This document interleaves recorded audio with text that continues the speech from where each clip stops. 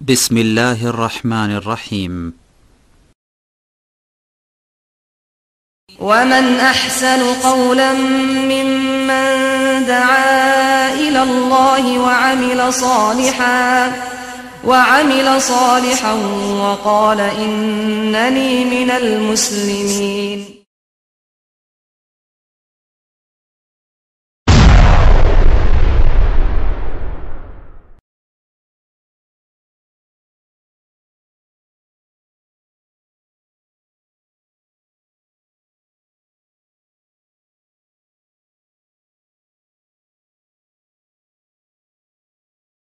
السلام عليكم ورحمة الله وبركاته. إن الحمد لله نحمده ونستعينه ونستغفره ونعوذ بالله من شرور أنفسنا ومن سيئات أعمالنا من يهده الله فلا مضل له ومن يضلله فلا هادي له وأشهد أن لا إله إلا الله وحده لا شريك له وأشهد أن محمدا عبده ورسوله صلى الله تعالى عليه وعلى آله وصحبه وسلم تسليما كثيرا. أما بعد فإن خير الحديث كتاب الله وخير الهدي هدي محمد صلى الله عليه وسلم وشر الأمور محدثاتها وكل محدثة بدعة وكل بدعة ضلالة وكل ضلالة في النار. أعوذ بالله من الشيطان الرجيم. بسم الله الرحمن الرحيم. وما آتاكم الرسول فخذوه وما نهاكم عنه فانتهوا. মহান আল্লাহ সমস্ত প্রশংসা যে আল্লাহ পাক রব্বুল আলামিন তাঁর দিন নাজিল করেছেন প্রিয় নবী মুহাম্মদুর রাসূলুল্লাহ সাল্লাল্লাহু আলাইহি সাল্লামের উপর। সে আল্লাহরই সমস্ত প্রশংসা যে আল্লাহ পাক তাঁর দিনের পবিত্র কিতাব হিসাবে কোরআনুল করিমকে নাজিল করেছেন এবং নবী করিম সাল্লাল্লাহু আলাইহি সাল্লামের হাদিসকে তার ব্যাখ্যা স্বরূপ বলে আখ্যায়িত করেছেন। দরুদ ও সালাম নাজিল হোক আমাদের প্রিয় নবী শেষ নবী মুহাম্মদুর রাসূলুল্লাহ সাল্লাল্লাহু আলাইহি সাল্লামের প্রতি, যার মাধ্যমে আল্লাহ পাক রব্বুল আলামিন তার দিনকে পূর্ণতা দান করেছেন। আল্লাহুম্মা সাল্লি আলাইহি আল্লাহুম্মা বারিক আলাইহি।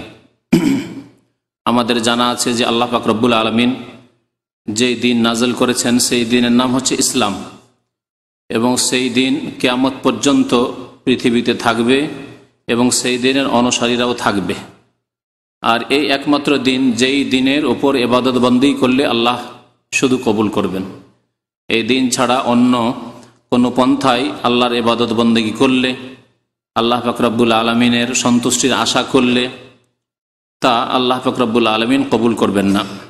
ওয়া ইয়াবতাগি গায়রাল ইসলামি দীনান ফালা ইউকবালা মিনহু ওয়া হুয়া ফিল আখিরাতি মিনাল খাসিরিন।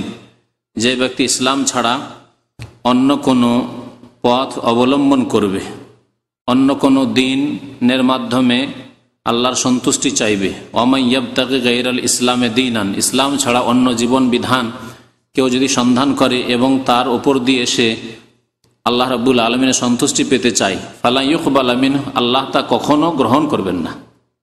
ওয়া হুয়া ফিল আখিরাতি মিনাল খাসিরিন, এবং সেই ব্যক্তি পরকালে ক্ষতিগ্রস্তদের অন্তর্ভুক্ত হবে। আজকে আলোচনা করব স্বপ্নের ধর্ম সম্পর্কে। এমন এক ধর্মের কথা যেই দিনের ভিত্তি হচ্ছে স্বপ্নের উপর। এ সম্পর্কে জানার আগে আমাদের জেনে রাখতে হবে যে ইসলামের উৎস, দ্বীনে ইসলামের বিধিবিধান, আকিদাই হোক আর আহকাম হোক, মাসলা মাসাইল হোক আর বিশ্বাসের বিষয়গুলি হোক, সমস্ত বিষয়ের উৎস হচ্ছে, প্রথম উৎস হচ্ছে কোরআন কারীম, যে সম্পর্কে কারো দ্বিমত নেই। কোরআনুল কারীম হচ্ছে প্রথম উৎস। অধিকাংশ আলেমদের নিকটে সারা পৃথিবীর সমস্ত মাযহাবের আইম্মায়ে কেরামদের নিকটে, ওলামাদের নিকটে চারটি হচ্ছে উৎস। এই ক্ষেত্রে হানাফিদের কোনো দ্বিমত নেই, শাফি, মালিকি, হাম্বলীদের কোনো দ্বিমত নেই। চারটি উৎসের কথা মনে রাখবেন, মানে এই চারটি উৎস থেকেই শরীয়ত নিতে হবে, আর পঞ্চম কোনো উৎস শরীয়তের নেই। প্রথম উৎস হচ্ছে কোরআনুল করিম, কিতাবুল্লাহ, আল্লাহর কিতাব। মানে দিন নেবেন, ইসলাম নেবেন, ইসলামের আকিদা, ইমান, বিশ্বাসী হোক, আর আহকাম মাসলা মাসাইলি হোক, শরীয়তের বিধিবিধান হোক, তা নিতে হবে প্রথম কোরআনুল করিম থেকে। দ্বিতীয় উৎস হচ্ছে সুন্নতে রাসূলুল্লাহ, মানে আল্লাহ রসুল সাল্লাল্লাহু আলাইহি সাল্লামের হাদিস, সুন্নত।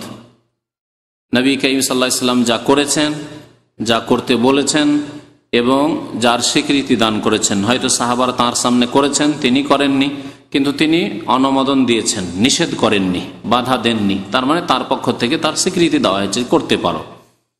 বিভিন্ন ক্ষেত্রে এরকম ঘটেছে। যেমন নবী করিম সাল্লাল্লাহু আলাইহি সাল্লাম দাব্বের গোশত খাননি। দাব গুই সাপ নয়, কিন্তু তারই মতোই কাছাকাছি। মরুভূমির দেশে হয়, এই আরব দেশে কত দাব বুঝেন তো না? বুঝেন না? এই দেশে খুব খাওয়া হয়। আর আমার দেশে এক শ্রেণীর জাহেল মূর্খর আবার গুই সাপকে দাব মনে করে গুই সাপ খায়। গুই সাপ নয়, মরুভূমির দেশে, ভারতের রাজস্থান যেখানে মরুভূমি আছে সেখানে হয়, অন্য কোনো এলাকায় হয় না। আর সৌদি আরবে হয়, যেহেতু এখানে মরুভূমি আছে। তো দাব নবী করিম সাল্লাল্লাহু আলাইহি সাল্লাম নিজে খাননি, বরং তার রুচি হয়নি, এ কথাও তিনি বলেছেন যে আমার রুচি হচ্ছে না। তবে নবী করিম সাল্লাল্লাহু আলাইহি সাল্লামের সাহাবারা তার সামনে তার দস্তরখানে বসে খেয়েছেন, নিষেধ করেননি এবং তিনি খাননি। তাহলে তাকে কি বলবেন? জায়েজ না জায়েজ নয়? জায়েজ, হালাল। তো এই হচ্ছে তৃতীয় প্রকারের সুন্নত, অর্থাৎ অনুমোদন বা স্বীকৃতি। নবী সাল্লাল্লাহু আলাইহি ওয়াসাল্লাম অনুমোদন দিয়েছেন, তোমরা খেতে পারো, জায়েজ রয়েছে। বিশেষ কারণে তার মাতৃভূমিতে মক্কায় হতো না, তাই ছোট কাল থেকে কোনো কিছু খাওয়ার অভ্যাস না থাকলে বড় হয়ে খেতে একটু অরুচি হয়। আমরা নিজের ক্ষেত্রে বুঝি এগুলি জিনিস, যে অনেক কিছু আছে ছোট থেকে খাইনি, বড় হয়ে খেতে আর ভালো লাগে না, আর কি খাবো, খাই না, কিন্তু তাকে হালাল মনে করি যদি হালাল থাকে তাহলে। তো শরীয়তের দ্বিতীয় উৎস হচ্ছে সুন্নতে রাসূলুল্লাহ, আল্লাহ রসুল সাল্লাল্লাহু আলাইহি ওয়াসাল্লামের সুন্নত মানে হাদিস। তৃতীয় ক্ষেত্র হচ্ছে ইজমায়ে উম্মত, ফিকহের মাসলা বলছি, উসুলে ফিকহের কায়দা বলছি, এবং উসুলে ফিকহ সবাই এগুলি কথা মেনেছে, হানাফি, শাফি, মালিকি, হাম্বলি সবাই মেনেছে। ইজমা, উম্মতের ইজমা, উম্মতের ইজমা মানে সারা উম্মতের গণ্যমান্য উলামায়ে কেরামদের, গণ্যমান্য উলামায়ে কেরামদের, বিশিষ্ট উলামায়ে কেরামদের ঐক্যমত। ইজমা মানে ঐক্যমত। উম্মত মানে জনসাধারণ, গণতান্ত্রিক পদ্ধতিতে জনসাধারণের ভোটাভুটি নয়, কারণ জনসাধারণ ইসলাম সম্পর্কে জানেই বা কি, বা সাধারণ সামান্য কিছু এলম রাখে, মাদ্রাসা পড়েছে, তারা জানেই বা কতটুকু যে তাদের মতামত নিতে হবে, তাদের মতামতের কোনো মূল্যায়ন রয়েছে শরীয়তে? কোনো মূল্য নেই। এমন উলামায়ে কেরামদের মতের মূল্য রয়েছে শরীয়তে, যাদের এইরকম পাণ্ডিত্য যোগ্যতা আছে যে যারা কোরআন এবং সুন্নাতকে, হাদিসকে নেড়ে ঘেটে ইজতিহাদ করে তার একটা সিদ্ধান্তে পৌঁছিতে পারেন যে এই মাসলায় এইরকম জবাব হওয়া উচিত বা উত্তর হওয়া উচিত, বা এই সমস্যার এই সমাধান হওয়া উচিত। তারাই গণ্যমান্য উলামায়ে কেরাম, তাদের ঐক্যমত। তার ইসলামে গণতন্ত্র নেই যে জাহেল মূর্খ জ্ঞানী সবাই সমান, এই কথা নেই। শিক্ষিত অশিক্ষিত সবাই সমান, ইসলামে নেই। উম্মতের উলামায়ে কেরাম, যোগ্য উলামায়ে কেরামদের ইজমা, ঐক্যমত হচ্ছে তৃতীয় উৎস। তবে এই ক্ষেত্রে একটি কথা মনে রাখতে হবে, কারণ এই ক্ষেত্রে বিদাতীরা বিভ্রান্ত করে যে কোনো জিনিস কোরআনে যদি না থাকে, হাদিসে না থাকে, আর তারা করে, বিদাতীরা করে, তাদেরকে যদি বলেন এটা করছেন কেন, হাদিসে নেই, কোরআনে নেই, বলছে এই ক্ষেত্রে ইজমা হয়ে গেছে। ইজমা হয়ে গেছে, ইজমা কিয়াস আছে, এটি ভারত বাংলাদেশি ভাষায় বলছি, তাই না? ইজমা কিয়াস আছে। ইজমা কিয়াস নিজেও বুঝে না, যেন হিন্দুরা হিন্দু ধর্ম বুঝে না। হিন্দুকে যদি জিজ্ঞাসা করেন যে আপনি বলেন হিন্দু ধর্ম কি, বলতে পারবে না, বলতে পারবে না, কিন্তু সে হিন্দু। ওই রকমই বিদাতীরা যারা ইজমা কিয়াসের কথা বলে, ইজমা কিয়াস কি জিজ্ঞেস করেন, বলতেই পারবে না, কিন্তু ইজমা কিয়াস হয়ে গেছে। বুঝতে পারছেন? তো এইরকম ধর্ম মুসলমান মানলে হবে না, যে যা বুঝি না আবার তা দোহাই দিই, হিন্দুদের মতো। তো ইজমা যোগ্যতা উলামায়ে কেরামদের ঐক্যমত, কিন্তু এমন কি হতে পারে যে কোরআন এবং হাদিসে এমন বিষয় রয়েছে স্পষ্ট, তার বিরুদ্ধে ইজমা ঐক্যমত হয়েছে আলেমদের, এটা হতে পারে? আপনাদের যুক্তিতে জিজ্ঞাসা। ওই ইজমা মানে ঐক্যমত বললাম, আর উম্মত মানে উলামায়ে কেরাম, উম্মতের মধ্যে উলামায়ে কেরাম যারা, তাদের উম্মতের ইজমা এর নাম। তো উম্মতের উলামায়ে কেরামরা এমন কোন সিদ্ধান্ত নিতে পারেন যেটি কোরআনের বিরোধী, হাদিসের বিরোধী হতে পারে? এটা অসম্ভব কথা, অসম্ভব কথা। তাহলে এইরকম এজমার কেউ যদি দাবি করে তারা মিথ্যুক, এবং এইরকম এজমা ঐক্যমত কোনোদিন হয়নি আর হতেও পারে না, যে কোরআনেও নেই হাদিসও নেই আর নতুন করে কিছু গড়ে দিয়ে বললো যে আমাদের এজমা হয়ে গেছে, সারা পৃথিবীর উলামারা একমত হয়ে গেছে। এরকম একটা বাস্তবেও হয়নি, আর এটি অসম্ভব, যুক্তিতে অসম্ভব, ঠিক না? বুঝতে পারছেন যে যুক্তিতে অসম্ভব আর বাস্তবে এরকম কোনোদিন পৃথিবীতে হয়নি যে সারা পৃথিবীর উলামারা এক জায়গায় কোনো মিটিং করে কোরআন হাদিসে এমন কোনো মাসলা বিধান নেই আর সেটা পাশ করে দিয়েছে তারা, যে না এটা হবে, এটা জায়েজ, এটা না জায়েজ, এটা হালাল, এটা হারাম, এটা সুন্নত, এটা বিদআত, এরকম পাশ করে দিয়েছে, অথচ কোরআন হাদিসে নেই। এইরকম হতে পারে না।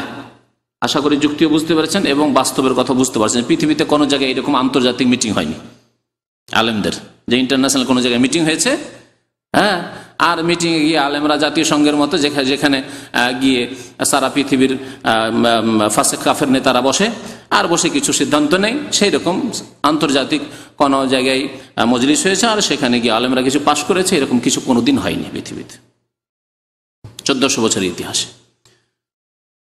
তাহলে ইজমা মানে কি? ইজমা মানে এমন কিছু যা কোরআন এবং হাদিসে আছে, কোরআন হাদিস বিরোধী নয়, কোরআন এবং হাদিসে আছে এবং সেই সম্পর্কে এমন এক মাসলা, স্পষ্ট মাসলা, যে ক্ষেত্রে আর ইখতিলাফ নেই, মতানৈক্য নেই, সেই জন্য সমস্ত উম্মতের ঐক্যমত হয়ে গেছে। যেমন 5 ওয়াক্ত নামাজ ফরজ, যেমন কি 5 ওয়াক্ত নামাজ ফরজ, কোরআনেও আছে, ইঙ্গিতে থাকে কিন্তু কোরআনেও আছে, হাদিসেও আছে 5 সালাওয়াত। আর সমস্ত উম্মতের হানাফি, শাফি, মালিকি, হাম্বলি যত উলামায়ে কেরামরা রয়েছেন, যোগ্য উলামায়ে কেরাম, সবাই একমত এই ক্ষেত্রে যে নামাজ কত ওয়াক্ত ফরজ? 5 ওয়াক্ত ফরজ। এমনকি সাধারণ মুসলিমও এই ক্ষেত্রে একমত, যদি নামাজি হয় সে, এর নাম ইজমা। রমজান মাসের রোজা ফরজ, কোরআনেও আছে, কুতিবা আলাইকুমুস সিয়াম শাহরু রমাদান, আছে না? আল্লাযী উনজিলা ফীহিল কোরআন ফামান শাহিদা মিনকুমুশ শাহরা ফালিয়াসুম, কোরআনেও আছে আর হাদিসেও আছে। হ্যাঁ, আর সমস্ত উম্মতের উলামাদের ঐক্যমত, ইজমাও আছে যে রমজান মাসের রোজা কি ফরজ, এই হচ্ছে ইজমা। যাকাত শতকরা 2.5% দিতে হবে, জি, ইজমা আছে না নেই? কোরআনেও আছে, হাদিসেও আছে, ইজমা, জি, যাকাত ফরজ। হজ ফরজ, কোরআনেও আছে, হাদিসেও আছে এই হজের কথা, আর উম্মতের উলামাদের ইজমা, ঐক্যমত আছে যে হজ ফরজ, ঠিক না? পর্দা ওয়াজিব, পর্দা ফরজ, এ কথা কোরআনেও আছে, হাদিসেও আছে, উম্মতের ইজমা আছে। এইরকম বহু মাসলা মাসাইল। জেনা হারাম, ঠিক না?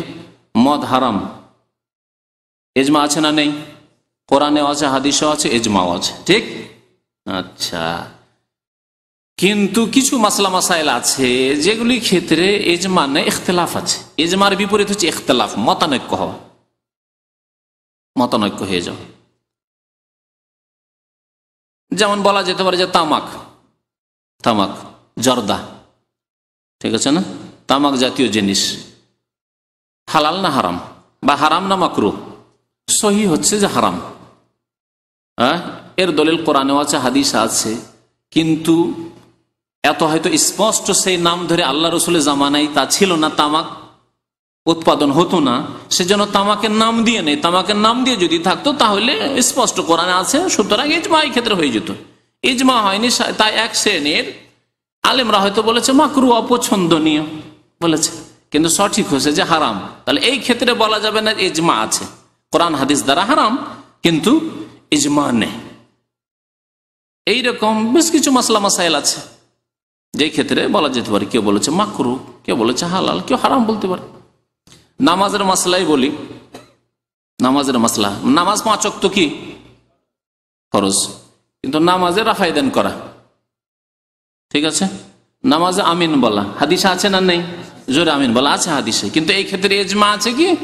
ইজমা না, ইখতিলাফ আছে। কেউ বলছে আসতে বলতে, কেউ বলছে জোরে বলতে, কেউ বলছে রাফাইদান করতে হবে, কেউ বলছে করতে হবে না, কেউ বলছে করা সুন্নত, কেউ বলছে করা সুন্নত নাই। হ্যাঁ, ইমামের পেছনে সূরা ফাতিহা পড়া ওয়াজিব, শুধু সুন্নতের মাসলা না, ওয়াজিবের ক্ষেত্রেও হয়তো ইখতিলাফ আছে। ওয়াজিব সূরা ফাতিহা ছাড়া নামাজ হয় না, এটি হচ্ছে সহি। কিন্তু কিছু আলেমরা ইখতিলাফ করেছে যে না, পিছনে যখন আছি তখন শুনলেই চলবে। তাহলে ইখতিলাফ হলো, ইজমা হলো না। এর নাম হচ্ছে এজমা। তাহলে কোরআন হাদিসে মাসলা আছে, সেই ক্ষেত্রে ঐক্যমত এজমা হওয়ার নাম হচ্ছে এজমা। কিন্তু এমন কোন মাসলা পৃথিবীতে নেই মুসলমানদের মধ্যে যে কোরআনেও নেই, হাদিস নেই, কোরআন হাদিস বিরোধী এজমা হয়ে গেছে। যেমন বিদাতিরা বলে যে 4 মযহাবের এক মযহাব মানা ফরজ। যখন জিজ্ঞাসা ফরজ, তাহলে তো ফরজ তো আল্লাহ করবেন তার রাসূলের মাধ্যমে, তো কোরআনে কোন জায়গায় মযহাবের নাম আছে? হানফি, শাফি, মালিকি, হাম্বলি এই নামগুলি কোথাও আছে কোরআনে? বলছেন নেই। হাদিসে আছে, হাদিসেই দেখান কোথাও। সালাত, যাকাত, সিয়াম, হজ সবই আছে, হিজাব, পর্দা সব আছে, আছে না? জেনা হারাম তাও আছে, শরাব হারাম, মদ খামর হারাম, মদ হারাম সব আছে, কিন্তু মযহাব ফরজ এই কথা কোথাও আছে? হানফি হইতে হবে, শাফি, মালিকি, হাম্বলি হইতে হবে, আছে কোথাও? বলছে না, হাদিসে নেই। তবে কি হয়েছে? ইজমা হয়ে গেছে। কোরআনেও নেই, হাদিসে নেই, ইজমা হয়ে গেছে। এই হচ্ছে মিথ্যুকদের দাবি। যদি ইজমা হয়ে থাকে কোরআন এবং হাদিসের নেই এমন কথা, তার মানে কোরআন হাদিসের বিরুদ্ধে ইজমা হয়েছে। কোরআন হাদিসে কি আছে? কোরআন হাদিস আছে আল্লাহর আনুগত্য করো, রাসূলের আনুগত্য করো। আর কোন একজন বড়র আনুগত্য নাই, বড়দের আনুগত্য করো আল্লাহ বলেছেন। মজার কথা শুনেন, ওই আয়াত পড়ে উলিল আমরে মিনকুম পড়ে বিদাতপন্থী হানাফিরা কি বলে যে আল্লাহ বলেছেন উলিল আমরে মিনকুম, এখান থেকে মযহাব প্রমাণিত হয়। কথা বুঝতে পেরেছেন? তাদেরকে বলি আল্লাহ বলেছেন বহু বচন, তোমাদের বড়দের আনুগত্য করা। বড়দের মধ্যে বাবা মা আছে, দাদা দাদি আছে, নানা নানি আছে, আলেমরা আছেন। তারপরে একজন না, হাজার হাজার আলেম হইতে পারেন, হাজার হাজার বড় মানুষ হইতে পারেন। আপনার কফিল আছেন, আপনার ম্যানেজার আছেন, আপনার সুপারভাইজার আছেন, ফোরম্যান আছেন, সবাই উলিল আমর। আপনার রাষ্ট্রের রাষ্ট্রপতি আছেন, প্রধানমন্ত্রী আছেন, আপনার বাদশাহ আছেন, এই দেশে আছেন, এখানকার বাদশাহ আছেন, উলিল আমর, সবাই উলিল আমর। যেমন আপনার বাবার আদেশ মানতে হবে, মায়ের আদেশ মানতে হবে, তেমন রাষ্ট্রীয় নেতার আদেশ মানতে হবে, যতক্ষণ জায়েজ কথা বলবে, না জায়েজ হারাম কথা না বলেছে। তাহলে সবাই উলিল আমরের মধ্যে। আলেমদের কথা, যে কোনো আলেমের কথা মানতে হবে যদি আল্লাহ এবং রসুলের কথা বলে, যে কোনো আলেমের কথা, একজন নয়। তাহলে উলিল আমর দিয়ে শুধু আবু হানিফাই কেমন করে প্রমাণ হইল, বা শাফি কেমন করে প্রমাণ হইল, বা মালিক আর ইমাম আহমদ বিন হাম্বলি কেমন করে প্রমাণ, তা তো হইল না। একজন বা 4 জন তো হলো না। আর 4 জন বলছে 4 জনের একজনকে নিতে হবে, 4 জনও একসাথে নেওয়া যাবে না। কথা বুঝতে পারছেন? 4 জন দেখুন ছুটে গেছে, 4 জন একসাথে 4 জনকে মানা যাবে না, বলছে একটা মানতে হবে। এসবগুলি সব ভিত্তিহীন কথাবার্তা যা মযহাবপন্থী বিদাতিরা বলে থাকে, যে তোমাকে মুসলমান হওয়ার সাথে সাথে আরেকটা লেভেল লাগাইতে হবে, হয় হানফি লেভেল লাগাও, আর না হয় শাফি লেভেল লাগাও, না হয় মালিকি লেভেল লাগাও, না হয় হাম্বলি লেভেল লাগাও। আবার তারপরে যারা পীরপন্থী সুফিবাদে বিশ্বাসী, তারা বলে তার সাথে আরেকটা লেভেল লাগাইতে হবে, তরিকতের লেভেল লাগাইতে হবে। আপনি চর্মনাই, না শস্যিনা, না আপনি ফুলতলি, না আপনি ফুরফুরা, না আটরসি, না ভান্ডারি, না আপনি কাদেরি, না চিস্তি, না মুজাদ্দিদি, না নকশবন্দি, না আর কিছু, এই কোন একটা লাগাইতে হবে। এগুলো বিদাতদের কথা। যদি জিজ্ঞাসা করেন কোথায়, বলছি এগুলো যুগ যুগ ধরে ইজমা হয়ে গেছে আলেমদের যে কোন একটা লাগাইতে হবে। এরা হচ্ছে মিথ্যুক দিনের নামে। আল্লাহ বলছেন ওর চাইতে বড় জালেম কেউ নেই, মিম্মান কাযাবা আলাল্লাহ, যে ব্যক্তি আল্লাহর সম্পর্কে, আল্লাহর দিন সম্পর্কে মিথ্যা কথা বলেছে, যেগুলি কোরআনেও নেই, হাদিসেও নেই, আর ইজমা হওয়ার দাবি যারা মিথ্যা দাবি করেছে, এদের চাইতে বড় জালেম ওমান আযলাম মিম্মান কাযাবা আলাল্লাহ, মিম্মান ইফতারা আলাল্লাহি কাযিবান, আল্লাহ সম্পর্কে মিথ্যা তারা গড়ে নিয়েছে আল্লাহর দিন সম্পর্কে, তাদের চাইতে বড় জালেম নেই। তো কথা হচ্ছে যে ইজমা সম্পর্কে এই বলতে গিয়ে তো একটু লম্বা করে দিলাম। আর একটি জিনিস হচ্ছে কিয়াস। কিয়াস মানে এই নয়, কিয়াস মানে সাধারণ ভাষায় বলছে যুক্তি। কিয়াস মানে এইরকম যুক্তি নয় যে কোরআনেও নেই, হাদিসেও নেই, আর আপনি যুক্তি পেশ করেন, না এটা যুক্তিযুক্ত, এটা যুক্তিসঙ্গত, সেজন্য এটা মানবো, এটার নাম শরীয়ত না, এইরকম নাম নয় কিয়াসের। কিয়াস হচ্ছে যে কোরআন এবং হাদিসে একটা স্পষ্ট মাসলা আছে, সেই মাসলার উত্তর বা সমাধান কোরআন হাদিসে আছে। আর একটা জিনিস আছে যেটার স্পষ্ট উত্তর পাওয়া যায়, নতুন একটা কিছু সমস্যা এসছে, সেই সমস্যার সমাধান কোরআন হাদিসে নেই, কিন্তু যেই নতুন সমস্যা দেখা গেছে সেই সমস্যার ওই পুরাতন সমস্যা, যেই সমস্যার সমাধান কোরআন স্পষ্ট বা হাদিসে স্পষ্ট আছে, তার সাথে সাদৃশ্যতা আছে, একই রকমের। সুতরাং ওই হুকুমটি, যেই হুকুমটি কোরআন হাদিস স্পষ্ট, সেই হুকুমটি, সেই বিধানটি ফিট করে দেওয়া কার ওপর? নতুন সমস্যার ওপর, এবং ওই সমাধান দেওয়া, এর নাম হচ্ছে কিয়াস। তাহলে কোরআন হাদিসে আছে কিন্তু অস্পষ্ট আছে, যেটা ইস্তিমবাত করে ওলামারা নতুন সমস্যার সমাধান দেবেন, এর নাম হচ্ছে কিয়াস। কিয়াস মানে এই নয় যে শুধু যুক্তি পেশ করে দিলেন ইবলিসের মতো। এই জন্য কোনো এক আলেমের উক্তি রয়েছে, আউয়ালু মান কাসা ইবলিস, ইসলাম বিরোধী, কোরআন হাদিস বিরোধী কিয়াস, দিন বিরোধী, শরীয়ত বিরোধী কিয়াস প্রথম ইবলিস শয়তান করেছে। ইবলিস শয়তান কি যুক্তি পেশ করেছিল? যে আমি আদমকে সেজদা কি করে করতে পারি, আমার কাছে যুক্তি আছে, সেজদা না করার যুক্তি আছে। কি? যে আনা খায়রুম মিনহু, আমি তার চাইতে উত্তম। কেন উত্তম? বলছে খালাকতানি মিন নারিন ওয়া খালাকতাহু মিন তিন, আমাকে আগুন দিয়ে আল্লাহ সৃষ্টি করেছো তুমি, আর আদমকে সৃষ্টি করেছো মাটি দিয়ে, আর মাটির চাইতে আগুন বেশি শক্তিশালী, বেশি শ্রেষ্ঠ। সুতরাং আমি, তাহলে বোঝা গেল যে আমি যখন আগুন দিয়ে সৃষ্টি হয়েছি, তাহলে আগুন যখন শ্রেষ্ঠ মাটির চাইতে, তাহলে এরপর কি রেজাল্ট, কি ফলাফল? যে আমি তাহলে আদম চাইতে শ্রেষ্ঠ। সুতরাং শ্রেষ্ঠ কি করে ওই ব্যক্তিকে সেজদা করতে পারে যে শ্রেষ্ঠ নয়, যে তার চাইতে নিম্নমানের, নিম্ন স্তরের।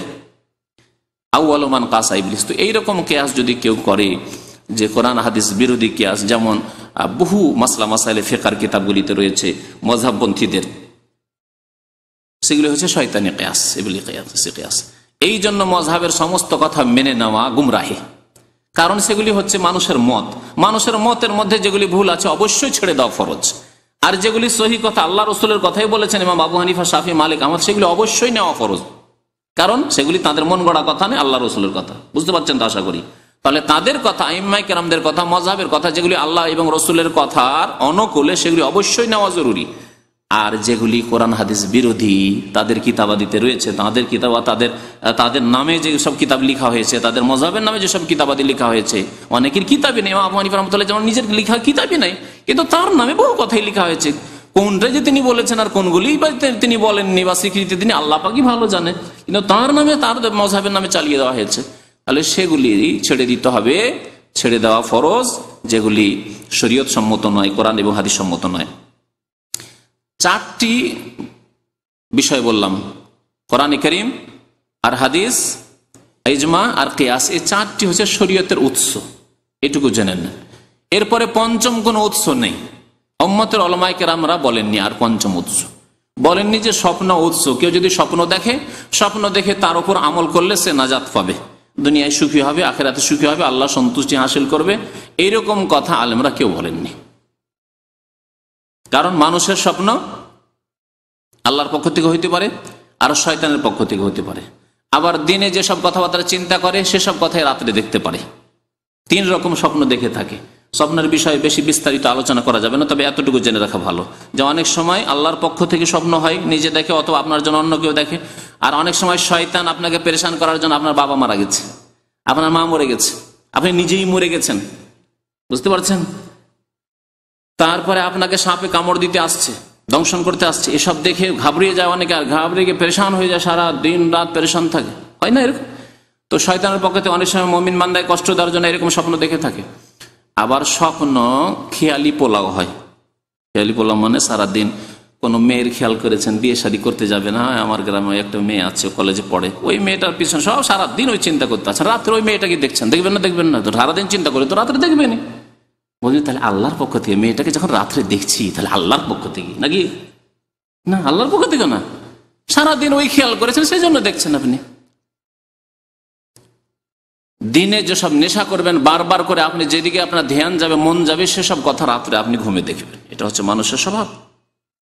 স্বপ্নে এরকম দেখা যায়। যে কোনো ধ্যান, টাকা পয়সার জন্য যদি করেন তাই দেখবেন। কারোর সাথে লড়াই ঝগড়া করেছেন বা টেনশন আছেন, রাত্রে দেখবেন যে তার সাথে মারামারি চলছে, দেখেন ওইরকম অনেক সময় এইরকম ঘটনা। একজন এইরকম হয়েছে, টেনশন চলছিল, একই জায়গায় চাকরি করে, টেনশন চলে, আর রাত্রে তাকে বিকট আকারে দেখে, আর দেখেতে এসে ভয় পেয়ে যায়। দিনে একটু টেনশন চলে, ঝগড়া হয়, দ্বন্দ্ব হয়, আর রাত্রে তাকে দেখে এমন যে তাকে মারতে আসছে, দেখে আরো ঘাবড়িয়ে যায়। তো বলবেন যে এটা আল্লাহর পক্ষ থেকে নাকি? না, সব আপনি রাত্রে, দিনে খেয়াল করছেন, রাত্রে ওইসব দেখছেন। তো তিন রকম স্বপ্ন। তাহলে বোঝা গেল যে কোনটা স্বপ্ন আল্লাহর পক্ষ থেকে, কোনটা শয়তানের, বলা যাবে না। সেই জন্য স্বপ্নের ওপর নির্ভর করা যাবে না। আপনার দৈনন্দিন ক্ষেত্রেও নির্ভর করা যাবে না, আর শরীয়তের ক্ষেত্রে তো যাবেই না।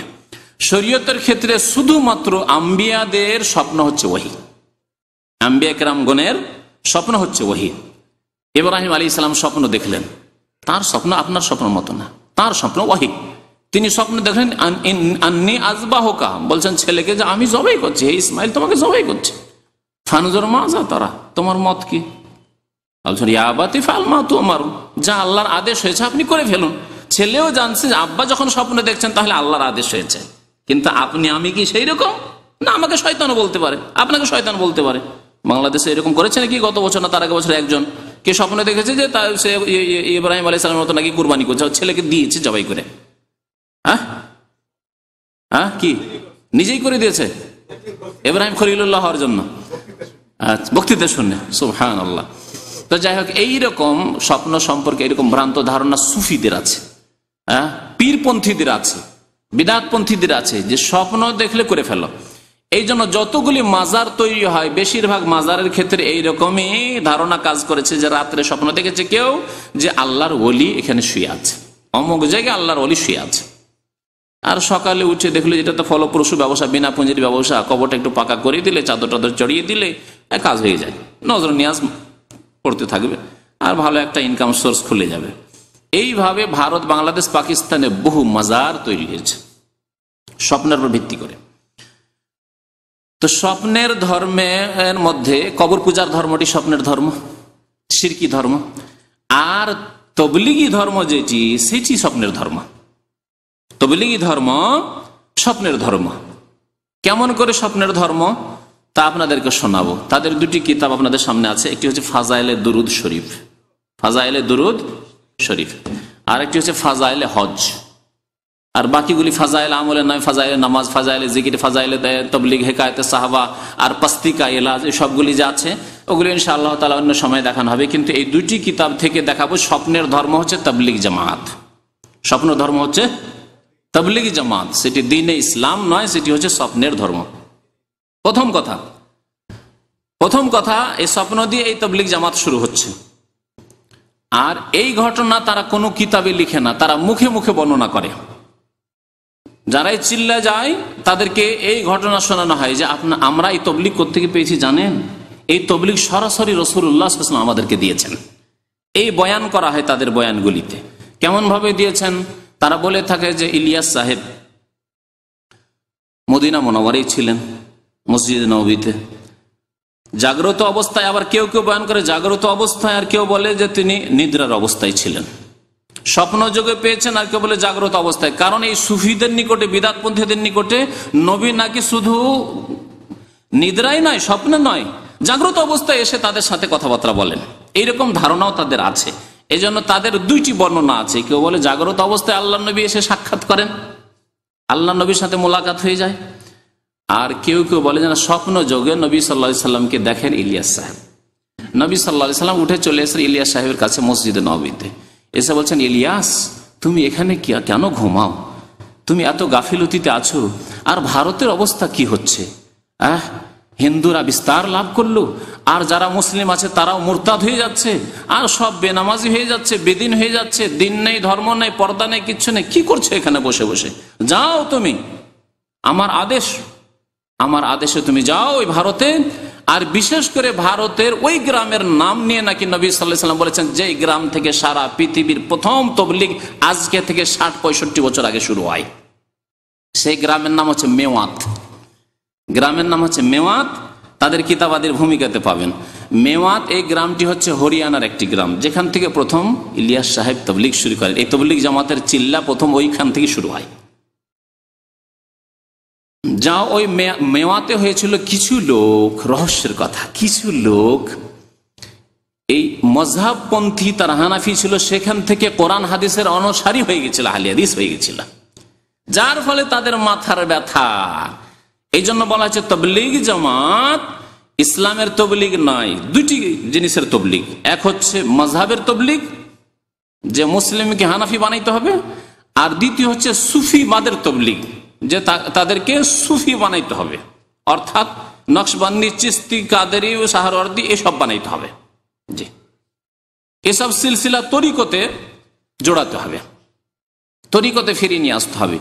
মাথা খারাপ হয়ে গেল যে আরে বাপরে, মযহাব থেকে বেরিয়ে যাচ্ছে, তাহলে তো এইভাবে যদি এইরকম মন মানসিকতা মানুষের তৈরি হয়ে যায় যে কোরআন হাদিস আল্লাহ রসুলের কথা মানবো, তাহলে তো ঠেকানো যাবে না। কারণ এই এমন একটা কি আকর্ষণ, আল্লাহ এবং রসুলের আকর্ষণ। কেউ যদি জেনে যায় যে সরাসরি আল্লাহ রসুলের অনুসরণ করে কেন ভায়া ধরবো, এই যুক্তি যদি বুঝায়, তাহলে আর ঠেকাতে পারবে না কোনো শক্তি তাদের। তখন এই স্বপ্নের মিথ্যা কথা তারা রচনা করে চলে গেল ভারতে। মেওয়াত থেকে তারা তবলিগের সিলসিলা শুরু করলো, আর সারা পৃথিবীতে এই তবলিগ ছড়িয়ে পড়লো। কারণ তবলিগি কোর্স খুব শর্ট কোর্স, সারা জীবন ধরে হারাম খান, সুদ খান, ঘুষ খান, আর জুলম অত্যাচার করেন। সব করার পরে শেষ জীবনে বুড়ো হওয়ার পরে যদি দু চারটা চিল্লা চলে যান তো কদমে কদমে কোটি কোটি নেকি, আর যার ফলে খুব শর্ট পথে জান্নাত। বুঝতে পেরেছেন? এই বয়ান যেহেতু শোনানো হয়, সুতরাং যাবে না কেন? বড় বড় অফিসাররা, বড় বড় সুদখোররা, বড় বড় যারা হারাম টারাম খেয়েছে, তারা তাড়াতাড়ি করে গিয়ে জড়িয়ে পড়ে সেই মজহাবে, সেই ধর্মে। তো এই স্বপ্নের ধর্মের শুরু হচ্ছে স্বপ্ন। ইলিয়াস সাহেব স্বপ্ন দেখলেন যে যাও ইলিয়াস, এখানে আর বসে থেকো না, মদিনা বসে থেকে ইবাদত বন্দী করলে হবে না, যাও ভারতে গিয়ে তবলিগ শুরু করো। আর তবলিগ কেমন করে করতে হবে? 40 দিনের জন্য বেরোতে হবে, 3 দিনে বেরোতে হবে, আরো কিসে বেরোয়? 7 দিনে বেরোতে হবে, আর 10 দিনে, আর 4 মাসে। জি, জীবন চিল্লা। জি, এসব চিল্লার একটা বই এসছে তাদের, হয়তো কোনো সময় সেই বইটা নিয়ে এসে আবার শোনানো হবে। তাদের পুরো তরিকা বর্ণনা করা হয়েছে 6 উসুল বর্ণনা করার পরে। তো আজকে আর সেদিকে যাচ্ছি না। এই তবলিগি চিল্লার শিক্ষা তাহলে তারা হাসিল করলো কোন ধর্ম থেকে? ইসলামের যে 4টি উৎস, সেখান থেকে নয়, কোরআন থেকেও নয়, হাদিস থেকেও নয়, ইজমা থেকেও নয়, আর কিয়াস থেকেও নয়। কোত্থেকে? স্বপ্ন থেকে। বুঝতে পারলেন? জি। এখন আসেন দ্বিতীয় স্বপ্ন শোনায় আপনাদেরকে। দ্বিতীয় স্বপ্ন শোনায় আপনাদেরকে ফাজাইলে দুরূদ থেকে।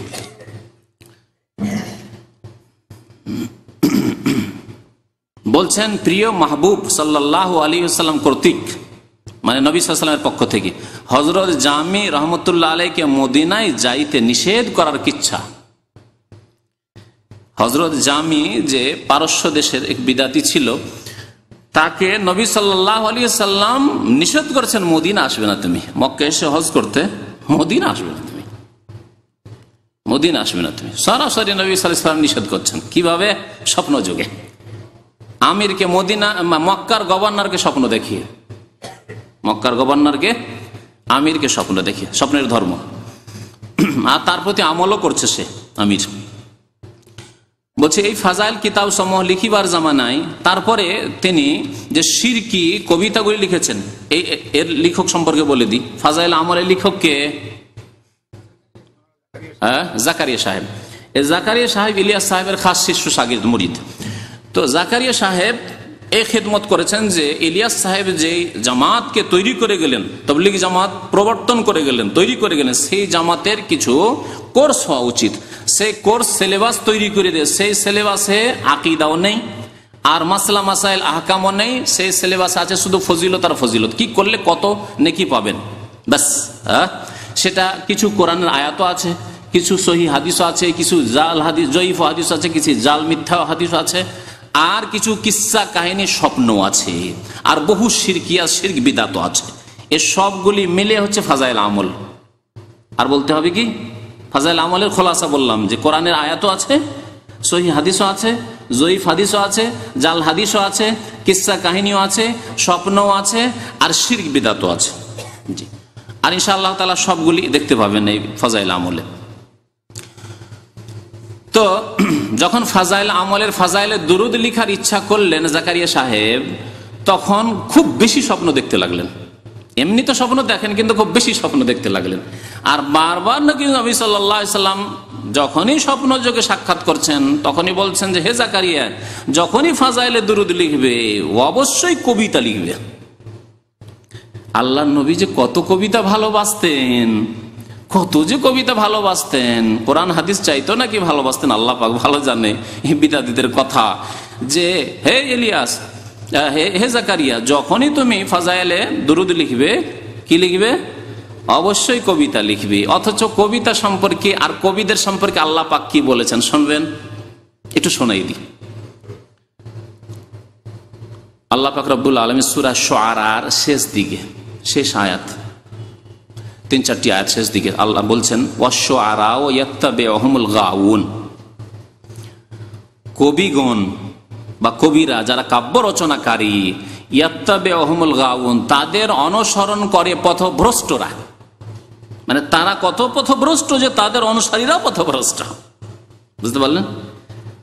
কবিরা কি করে? ইয়াত্তাবিউহুমুল গাওয়ুন, তাদের অনুসরণকারীরা হচ্ছে আল গাওয়ুন, পথভ্রষ্ট গোমরাহ। আল্লাহ বলছেন কেন জানো?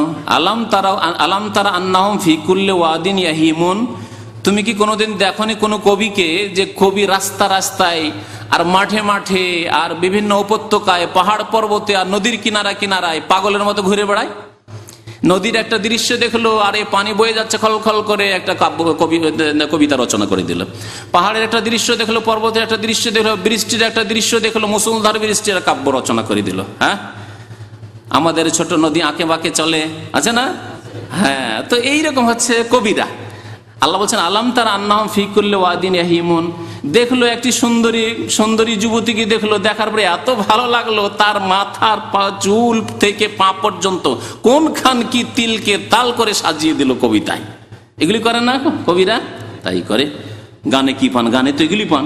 হ্যাঁ, ওর চুল কত সুন্দর, তার মাথা কত সুন্দর, তার নাকটা কত সুন্দর, তার পাগুলি কত সুন্দর, এগুলি তো থাকে গানে।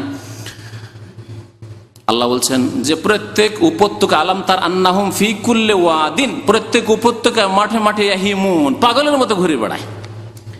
আর কি করে তারা? ওয়া আন্নাহুম ইয়াকুলুনা মা লা ইয়াফআলুন, আর কবিরা এমন এমন ভালো কথাও বলে কিন্তু ভালো আমল করে না। তারা কথা বলে একরকম আর করে আর একরকম। হয় লম্পট তারা, কিন্তু অনেক সময় ভালো ভালো কথাও বলে। ওয়া আন্নাহুম ইয়াকুলুনা মা লা ইয়াফআলুন ইল্লাল্লাযীনা আমানু, আল্লাহ বলছে তবে অল্প কিছু লোক আছে যারা ঈমানদার, এরকম শিরকওয়ালা নাই, এরকম শিরকওয়ালা নাই, ঈমানদার। সাহাবায়ে কেরামদের মধ্যে দুই একজন সাহাবী হাসান বিন সাবিত ছিলেন, যেমন রাদিয়াল্লাহু তাআলা আনহু। কবিতার দ্বারা ইসলামের জিহাদ করতেন তিনি, কাফেরদের উপর আঘাত করতেন। নবী করিম সাল্লাল্লাহু আলাইহি ওয়াসাল্লাম বললেন, হাসান বিন সাবিত, এই কাফেররা আমার কুৎসা গায়, আমার পরিবারের কুৎসা গায়, মুসলিম নারীদের কুৎসা গায়, তুমি এদের জবাব দাও। জি, জবাব দিতেন ইসলামের পক্ষ থেকে। ইল্লাল্লাযীনা আমানু ওয়া আমিলুস সালিহাত, এবং তারা সৎকর্মশীল, বেনামাজি কবি নয়, মুশরিক কবর পূজারী মাজারপন্থী পীরপন্থী কবি নয়। ওয়া আমিলুস সালিহাত ওয়া যাকারুল্লাহ কাসীরা, আল্লাহকে বেশি বেশি স্মরণ করে, রাসূলকে স্মরণ করে না, শিরক করে না। আর এখানে আছে রাসূল তারাহাম ইয়া নবী আল্লাহ তারাহাম জামাহজুরি বারাউন, হে আল্লাহর নবী আপনি মেহেরবানি পূর্বক একটু দয়া ও রহমের দৃষ্টি নিক্ষেপ করুন। কার কাছে চাইছে রহমত? রসুলের কাছে। তাহলে এরা হলো ইল্লাল্লাযীনা আমানু না আশরাকু ওয়া আমিলুস সালিহাত না সাইয়্যাত ওয়া যাকারুল্লাহ, আল্লাহর জিকির করলো না যাকারুন নবী। দেখলেন, আল্লাহ বলছেন ওই রকম কবিদের কথা যারা ইসলামিক কবি, মুসলিম কবি, যারা ইসলামের খেদমত করেছে, জিহাদ করেছে, যাকারুল্লাহ কাসীরা, আল্লাহকে খুব বেশি বেশি স্মরণ করেছে। ওয়ান্তাসারু মিন বাদি মা যুলিমু, তাদের উপর জুলম অত্যাচার হওয়ার পরে তারা প্রতিশোধ নিয়েছে ইসলামের কাব্য রচনা করে, তারা কবিতার দ্বারা তারা প্রতিশোধ নিয়েছে কাফেরদের কাছ থেকে। জি, তো দেখেন স্বপ্নের ধর্মের কথা, দেখেন কি স্বপ্ন দেখছেন জাকারিয়া সাহেব। বলছেন যে এই ফাজাইলের কিতাব সমূহ লিখিবার জামানায় এই অধম স্বয়ং অথবা কোনো সময় অন্য বন্ধুদের কিছু কিছু স্বপ্ন, একবার স্বপ্ন না, নিজেও এবং অন্যান্য বন্ধু বান্ধবরা স্বপ্ন দেখছেন, এবং সুসংবাদ হাসিল হইয়াছে। সুসংবাদ হাসিল হয়েছে মানে স্বপ্নের মাধ্যমে সুসংবাদ হাসিল হয়েছে। কেমন করে জানলেন যে সুসংবাদ? কারণ স্বপ্ন তিন প্রকার হতে পারে। আপনি সারাদিন খেয়াল করছেন কি লিখবো, তখন আসে শয়তান, আসছে, আসার পরে বলছে যে কিস্সা লিখো, না ওই লিখো, কাসিদা লিখো, কবিতা লিখো। আর কবিতাও কোনটি? ওই জামি সাহেবের সিরকি কবিতা। শয়তান এসে, ইবলিশ শয়তান হয়তো আপনাকে শিরকের দিকে নিয়ে যাচ্ছে। শয়তান এদেরকে নিয়ে খেলা করেছে, ইবলিশ শয়তান তাদেরকে এমন খেলা করেছে যে এত বড় বড় আলেম হওয়া সত্ত্বেও তাদেরকে শিরকে ডুবিয়ে দিয়েছে। বহুদিনের খেদমতের সাথে সাথে তাদেরকে শিরকে ডুবিয়ে দিয়ে একবার জাহান্নামের রাস্তায় নিয়ে চলে গেছে। বড় আফসোসের কথা। তাদের খেদমত অবশ্যই কিছু আছে, কিন্তু শিরক দিয়ে সমস্ত খেদমতকে ধ্বংস করে দিয়েছে ইবলিশ শয়তান। বলছেন যে কিছু স্বপ্ন এবং সুসংবাদ হাসিল হইয়াছে। এই ফাজাইলে দুরুদ বই লিখিবার সময় এক রাতে আমাকে স্বপ্নের মধ্যে আদেশ করা হইল। দেখলেন, স্বপ্নে আদেশ হয় এদের কাছে। কোরআন এবং হাদিসের আদেশ এদের জন্য যথেষ্ট নয়, স্বপ্নে আদেশ হইল যে এই বইয়ের মধ্যে অবশ্যই কাসিদা অর্থাৎ প্রশংসা সম্বলিত কবিতা লিখিও, কিন্তু কোন কাসিদা লিখব তাহা বলা হয় নাই। তবে এই অধমের দেমাগে স্বপ্নের মধ্যে অথবা দুই স্বপ্নের মধ্যভাগে জাগ্রত অবস্থায় এই ধারণা আসিল, নিজে খেয়াল করতে লাগলেন, স্বপ্নে খেয়াল করতে লাগলেন, অথবা স্বপ্ন থেকে জেগে দুই স্বপ্নের মাঝখানে, মানে দুইবার স্বপ্ন দেখছে, মধ্যখানে খেয়াল করছে যে হতে পারে সেই কাসিদাই হতে পারে। এই ধারণা আসিল যে ইশারা ওই কাসিদার দিকে যাহা হজরত মাওলানা জামি রহমতুল্লাহ ইউসুফ জুলেখা নামক কিতাবে শুরুতে লিখিয়াছেন। এই অধমের বয়স যখন 10-11 বছর, তখন গঙ্গোহ নামক গ্রামে আমার পিতার নিকট ওই কিতাবখানি পড়িয়েছিলাম। তখন আব্বাজান হজরত জামি সম্পর্কে মুখে মুখে আমাকে কিস্সা শুনাইছিলেন। সেই কিস্সার কারণে স্বপ্নের পর আমার খেয়াল তাহার কাসিদার দিকে ঝুঁকিয়া যায়। কিস্সা হইল এই যে, যা হোক, কিস্সা শোনাইলে আর স্বপ্নের ধর্মের সম্পর্কে আর কিছু স্বপ্ন শোনাবার সময় হয়তো হবে না, সেজন্য লম্বা কিস্সা। তবে এই কিস্সাতে আর একটা স্বপ্ন আছে, সেজন্য একটু শুনিয়ে দেওয়ার দরকার। এক স্বপ্ন তো হইল যে কি লিখিও, কবিতা লিখিও, হয়ে গেল। জাকারিয়া সাহেব স্বপ্ন দেখলেন। দেখেন, আগে বলেছি যে নবীদের স্বপ্ন হচ্ছে ওহি, আর বাকি যতই বড় আলেমে স্বপ্ন দেখুক না কেন, আলেমকে নিয়েও শয়তান খেলা করতে পারে, আলেমকে নিয়েও শয়তান খেলা করতে পারে। মাঝে মাঝে শয়তান মনে হচ্ছে যে চেপে ধরতে আসে, কিন্তু সেই সময় নবী করিম সাল্লাল্লাহু আলাইহি ওয়াসাল্লাম যা বলেছেন, বুখারী শরীফ, মুসলিম শরীফের রিওয়ায়াতে রয়েছে যে আর রুয়া মিনাল্লাহ, এক ধরনের স্বপ্ন আল্লাহর পক্ষ থেকে। যদি ভালো স্বপ্ন লাগে আর ভালো হয়, ঠিক আছে, তাহলে তো ভয় লাগে না আপনাকে। ওয়াল হুলমু মিনাশ শাইতান, আর খারাপ স্বপ্ন শয়তানের পক্ষ থেকে হয়। ফাইদা রা আহাদুকুম মা ইয়াকরাহ, যদি এমন কিছু দেখে যা অপ্রীতিকর, কষ্টকর লাগে, ভয় লাগে হয়তো, অথবা জানি না কি হবে এইরকম আশঙ্কা হচ্ছে, অথবা জানি না কি দেখলাম এইরকম কেন, অনেক সময় এরকম হয়, হয়তো সাথে সাথে ভয় লাগছে, অথবা পরে আশঙ্কা করছে যে জানি না এরকম স্বপ্ন দেখলাম, কি যে হয় আল্লাহ পাক জানে। অ্যাক্সিডেন্টের স্বপ্ন দেখলাম, অ্যাক্সিডেন্ট হয়ে গেলাম মনে হচ্ছে, জানি না আল্লাহ, তারপরে গাড়ি চালাইতে ভয় লাগে, এরকম হইতে পারে পরে। তো কি করতে হবে? নবী সাল্লাল্লাহু আলাইহি ওয়াসাল্লাম বলছেন যে ওয়ালিয়াতাউযাজ বিল্লাহি মিনাশ শাইতান, শয়তান থেকে আল্লাহর কাছে কি চেয়ে নাও, আশ্রয় চেয়ে নাও, পানাহ চেয়ে নাও, 3 বার করে সালাসান। আর বাম দিকে কি করো, ওয়ালিয়াতফুল আলা ইয়াসারিহি বা ওয়ালিয়ানফুস আলা ইয়াসারিহি, বাম দিকে থুথু ফেলো, 3 বার করে বাম দিকে থুথু ফেলো। কি বলতে হবে? আউযু বিকালিমাতিল্লাহি তাম্মাতি মিন গাযাবিহি ওয়া ইকাবিহি ওয়া শাররি ইবাদিহি ওয়া মিন হামাযাতিশ শাইতানি আন ইয়াহদুরুন। আল্লাহর কাছে আশ্রয় গ্রহণ করলেন শয়তানের অনিষ্ট থেকে, বিভিন্ন রকমের যে অনিষ্ট রয়েছে শয়তানের, সে থেকে দিয়ে তারপরে থু থু করে বাম দিকে থুথু ফেলে দেন, তারপরে আপনি কাত হয়ে যান ডান দিকে। তারপরে কখনো সেই রাত্রে আপনাকে খারাপ স্বপ্ন দেখাতে পারবে না। আর আমি বাস্তবে দেখেছি, যতই ভয়ঙ্কর স্বপ্ন হবে, সাথে সাথে আপনি এই দোয়া পড়ে বাম দিকে থুথু ফেলে দেন, এত লাঞ্ছিত অপদস্থ শয়তান মারদুদ হয় যে আর আপনার কাছে আসতে পারবে না। জি, নবী করিম সাল্লাল্লাহু আলাইহি ওয়াসাল্লাম এই তরিকা শিখেছেন। আর এই কাসিদার স্বপ্ন দেখলেন, সেই কাসিদাতে শিরকে ভরা। আর কেমন করে এত বড় জাকারিয়া সাহেব, যাকে শাইখুল হাদিস বলা হচ্ছে ভারত উপমহাদেশের, তিনি এই শিরকি কাসিদা লিখে দিলেন। কিস্সাতেও আর একটি স্বপ্ন আছে।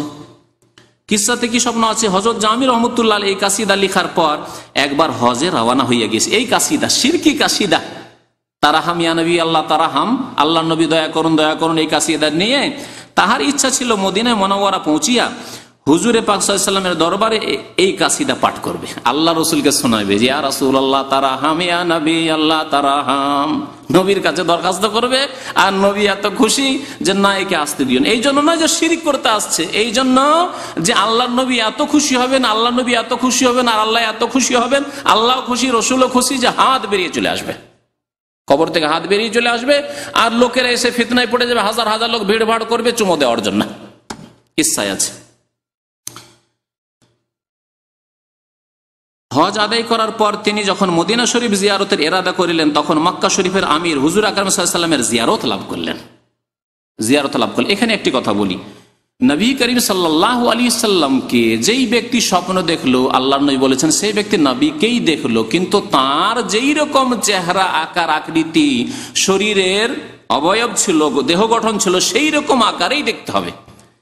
আর এই ক্ষেত্রে 100% ইয়াকিনের সাথে সাহাবী ছাড়া অন্য কেউ বলতে পারবে না। পারবে? সাহাবী যারা দিনে দেখছেন আল্লাহর নবীকে, রাত্রে যদি স্বপ্ন দেখেন তাহলে ইয়াকিনের সাথে বলবেন একেবারে আল্লাহর নবীকে দেখলাম, ঠিক কিনা? যেমন আপনি যদি আপনার বন্ধুকে বা আপনার আব্বাকে দেখেন, আর আপনার হুবহু আপনার আব্বার মতো, তাহলে আপনি ইয়াকিনের সাথে বলতে পারবেন যে আজকে রাত্রে আমি আমার আব্বাকে বা আম্মাকে স্বপ্নে দেখেছি। কিন্তু আপনার আব্বা, কেউ বলছে এটি আপনার আব্বা কিন্তু একেবারে কালো আফ্রিকান, অথচ আপনি একজন বাংলাদেশি এশিয়ার মানুষ, কালো আফ্রিকানকে দেখছেন আর বলছে এই তোমার বাবা, এই তোমার বাবা, মানবেন? ঠিক কিনা? সাহাবীরা একথা বলতে পারবেন যে আমি আল্লাহর নবীকে দেখলাম না কাকে দেখলাম, আল্লাহর নবীর আকার আকৃতি দেখেছি, সুতরাং আল্লাহর নবীকে অবশ্যই দেখেছি।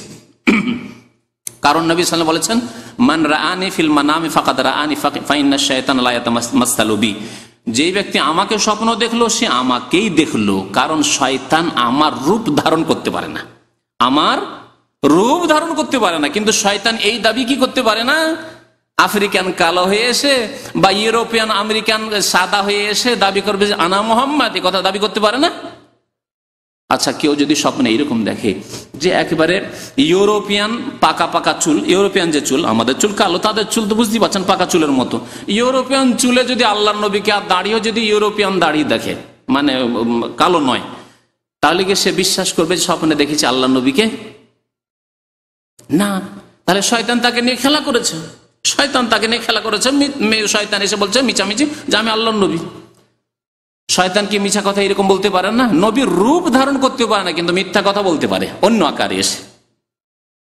মির্জা গোলাম আহমদ কাদিয়ানি, এরকম বহু মুসাইলামা কাযযাব, তারা যদি জীবন্ত অবস্থায় আল্লাহর নবীর যুগে মুসাইলামা কাযযাব নবী হওয়ার দাবি করতে পারে, জাগ্রত জীবন্ত অবস্থায়, তাহলে কেউ স্বপ্নে শয়তান এসে দাবি করতে পারে না যে আমি মুহাম্মদ, আনা রাসূলুল্লাহ, আমাকে বলো জানতা রাসূলুল্লাহ, বলতে পারে অবশ্যই।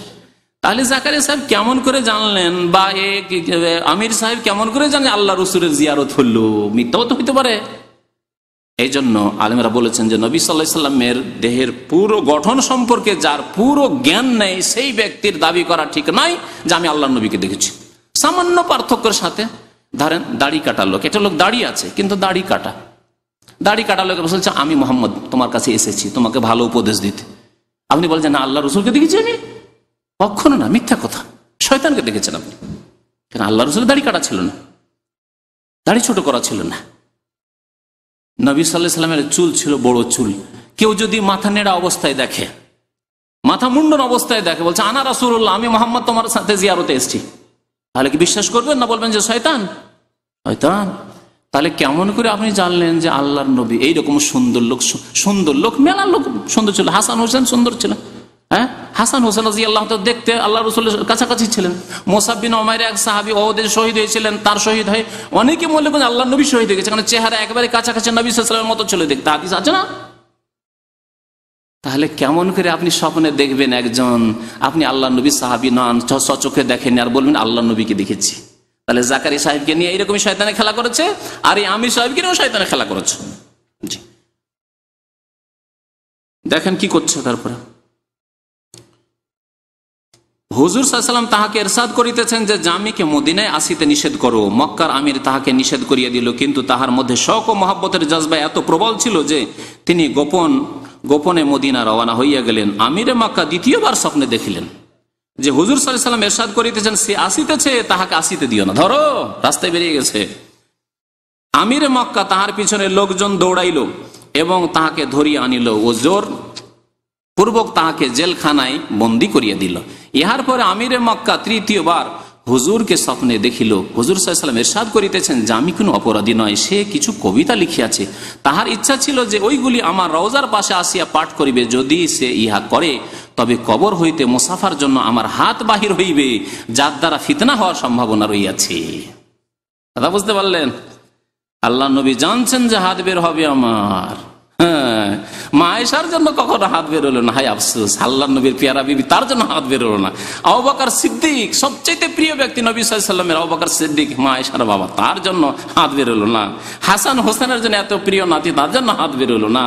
কোন সমস্যার সমাধানের জন্য ইশারা ইঙ্গিত আসলো না, এত ঝামেলা হলো। উসমান রাদিয়াল্লাহু তাআলার জন্য সালাম মুসাফার জন্য কখনো হাত বেরিয়ে এলো না, মজলুম হয়ে শাহাদাত বরণ করলেন মদিনায়, কোনো পরামর্শ আসলো না। আর এদের জন্য হাত বেরিয়ে আসবে, যেহেতু শিরক করতে এসছে, শিরিক করতে এসে যেন হাত বেরিয়ে আসবে। ইহার পর আমিরে মক্কা তাহাকে জেল হইতে বাহির করিয়া বহুত ইজ্জত ও সম্মান প্রদর্শন করিলেন এই কিসসা আমার শোনা এবং স্মরণ থাকার মধ্যে কোনো সন্দেহ নেই, তবে বর্তমানে আমার দৃষ্টিশক্তি দুর্বল আর অসুস্থতার জন্য কোন কিতাবে দেখিয়া হাওয়ালা দেবার সামর্থ্য নেই। হ্যাঁ, পাঠকদের মধ্যে যদি কেউ কোনো কিতাবে এই ঘটনা পাইয়া থাকেন তবে আমার জীবিত অবস্থায় আমাকে নিশ্চয় জানাবেন, আর আমার মৃত্যুর পর হইলে কিতাবে টিকায় লিখিয়া দেবেন। কিতাবে থাকলেই হইল। আমার দেশের ধর্ম কেমন, জাকারি সাহেবের ধর্ম এরকমই, কোন কিতাব আছে লিখে দেবেন, হাদিসে থাক আর নাই থাক, আর কোরআনে থাক আর নাই থাক, কোনো কিতাবে থাকলে টিকায় দিয়ে দিবেন। তাহলে দেখলেন স্বপ্নের ধর্ম, স্বপ্নের মাধ্যমে সবকিছু হচ্ছে। জি আচ্ছা, কবিতার কিছু অংশ শুনিয়েছি, আর একটা লাইন শোনাই। না আখের রহমাতুল্লিল আলামিনী আজ মাহরুমানে চেরা গাফিল নাশিনী। বহুগুলি শিরক রয়েছে, তার মধ্যে এই আর একটা শিরকি লাইনের তর্জমা করি। আপনি নিঃসন্দেহে সারা বিশ্ব ভুবনের জন্য রহমত স্বরূপ, কাজেই আমাদের মতো দুর্ভাগা হইতে আপনি কি করিয়া গাফেল থাকিতে পারেন। কাকে বলছে? রাসূলুল্লাহ সাল্লাল্লাহু আলাইহি ওয়াসাল্লামকে বলছে যে চেরা গাফেল নাশিনী, আপনি কি করিয়া গাফেল থাকিতে পারেন। হে আল্লাহর নবী, আপনি কেমন আমাদের থেকে গাফেল থাকবেন? আমরা দুর্গত অবস্থায়, আমরা মজলুম, আমরা অভাবে, আর আপনি গাফিল হয়ে থাকবেন। আপনি দয়ার দৃষ্টিপাত করুন। দেখছেন নবীর কাছে কেমন ভাবে চাইছে, অথচ আল্লাহ গাফেল। আল্লাহ বিগাফিলিন আম্মা তা'মালুন, আল্লাহ গাফেল নন, বাকি সব গাফেল। ওমা ইয়াশউরুনা আইয়ানা ইউবাসুন, কোন দিনে উঠানো হবে কিয়ামতের মাঠের জন্য তাও কেউ জানে না, আল্লাহ বলছে। এইভাবে বহু শিরকি কথাই রয়েছে। আজকে শিরকের বিষয় নিয়ে আলোচনা করব না, শিরকের বিষয় নিয়ে অন্যদিন আলোচনা করব। আজকে স্বপ্নের ধর্ম প্রমাণ করি যে তাবলীগ জামাত হচ্ছে স্বপ্নের ধর্ম। তাবলীগ জামাত হচ্ছে স্বপ্নের ধর্ম, এটা দেখেন এবং বিশ্বাস করেন তাদের কিতাব থেকে, অন্যদের কথা না। কারণ অন্যরা বললে হয়তো সন্দেহ করতে পারেন যে কি জানি বাড়াবাড়ি করেছে। ফাজাইলে হজ, এই ফাজাইলে হজের পৃষ্ঠা নম্বর 197, কিসসা নম্বর 4, কিসসা নম্বর 10।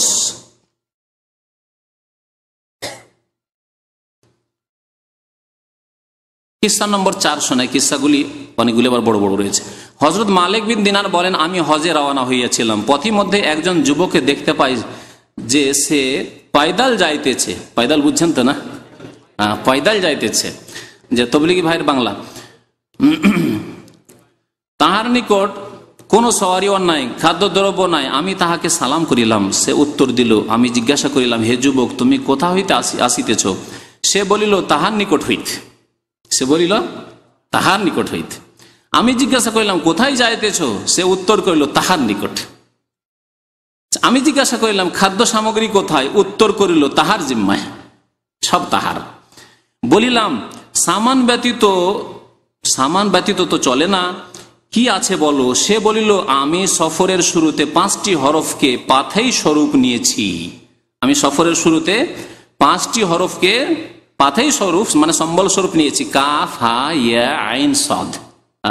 সূরা মারইয়ামের প্রথমে আছে না, কাফ, হা, ইয়া, আইন, সাদ। আমি বললাম, উহার অর্থ বুঝে আসিল না, বুঝতে যে পারলাম না যে কাফ, হা, ইয়া, আইন, সাদ নিয়েছো তুমি।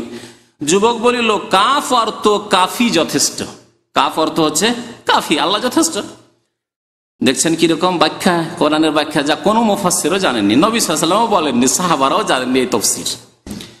কাফ অর্থ যথেষ্ট, আর হা, তারপর হা আছে অর্থ হাদি, মানে পথ প্রদর্শক, আল্লাহ রাস্তা দেখাবেন, হয়ে গেল। তারপর ইয়া আছে, ইয়া অর্থ ঠিকানা দাতা, ইয়া অর্থ ঠিকানা দাতা, জানি না কোথা থেকে অর্থ করলো, আওয়াই আবি থেকে করলো হয়তো। তারপরে আইন আছে, আইন অর্থ আলেম, সর্বজ্ঞানী। কাফা, ইয়া, আইন। আইন অর্থ আলেম, অর্থাৎ আল্লাহ সবকিছু জানছেন, আমার কি অবস্থা, আমার আবার খাবার দাবার নেওয়ার কি প্রয়োজন। আল্লাহ যখন জানবেন নামিয়ে দেবেন, খাবার দিয়ে দেবেন। দেখছেন কেমন আল্লাহ ভরসা। এরকম ইসলামে আল্লাহ ভরসা আছে নাকি? এইরকম আল্লাহ ভরসা করে তবলিগি ভাইদের সৌদি আরবে আসা উচিত নয়, গালফে আসা উচিত নয়, ইউরোপ আমেরিকা যাওয়া জায়েজ নয় তাদের জন্য। তারা আল্লাহর হস্তে বাংলাদেশে বসুক, আল্লাহ যখন দেখবে যে খাবার নেই, খাবার ওদের বাড়িতে নামিয়ে দেবে, দরকার কি? তারপর আবার ও বকচা বকচি ওসব বাঁধার দরকারটা কি, যে খাবার দাবার চাল ডাল বেঁধে নিয়ে যে, তাও বাঁধার দরকার নেই। যেখানে আল্লাহ দেখবে যে তবলিগি ভাইরা খেতে পায়নি, সেখানে তবলিগি ভাইদেরকে আল্লাহ খাওয়াই দিবে। এসব ওসিলা বাঁধার দরকার কি, ঠিক না?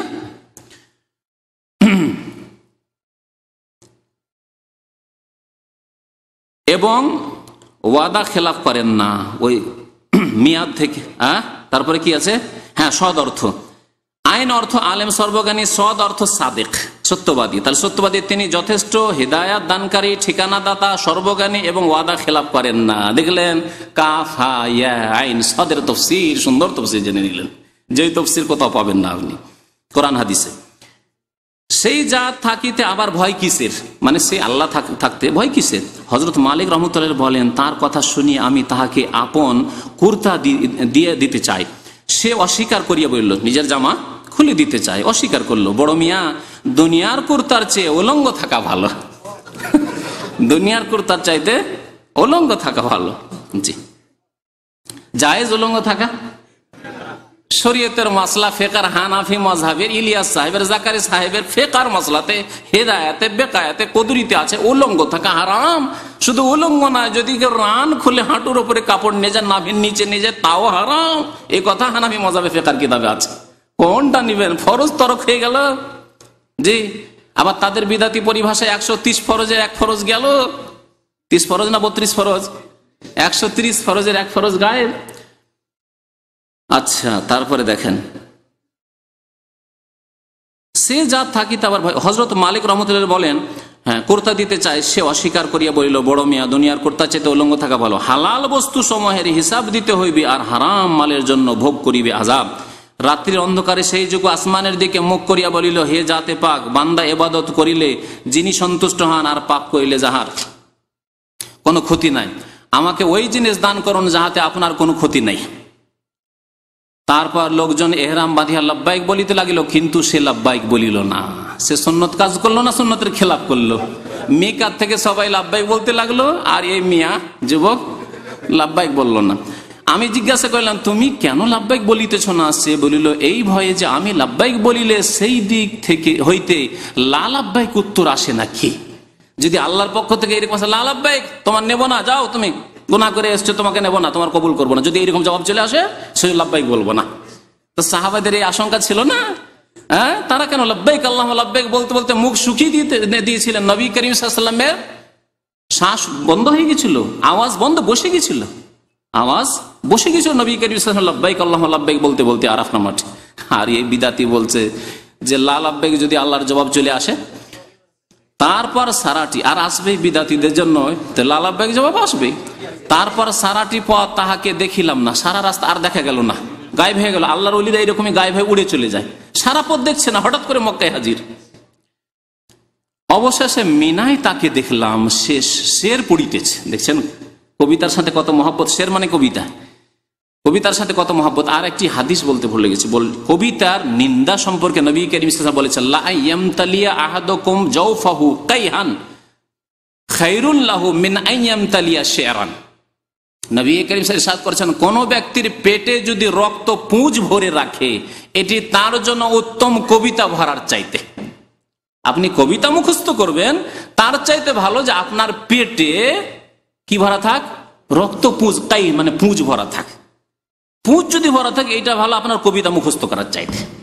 মগজে পুঁজ ভরা থাকে, ওটা ভালো আপনার এই কবিতা মুখস্থ করার চাইতে।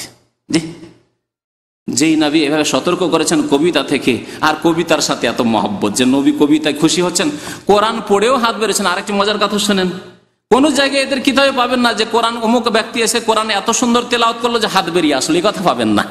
আর অমুক ব্যক্তি রসুলের এই হাদিস পড়লো, বনিয়াল ইসলাম আলা খামসিন, ইসলামের এই হাদিস পড়লো, গুরুত্বপূর্ণ হাদিস পড়লো, আদ-দীনুন নাসিহা, এই গুরুত্বপূর্ণ হাদিস পড়লো, তখন হাত বেরিয়ে আসলো, কোথাও পাবেন না। কিন্তু কবিতা পড়লে হাত বেরিয়ে আসে, কবিতা পড়লে ওয়ালাইকুম আসসালামের জবাব আসে। দেখছেন শয়তান কেমন এদেরকে নিয়ে খেলা করেছে।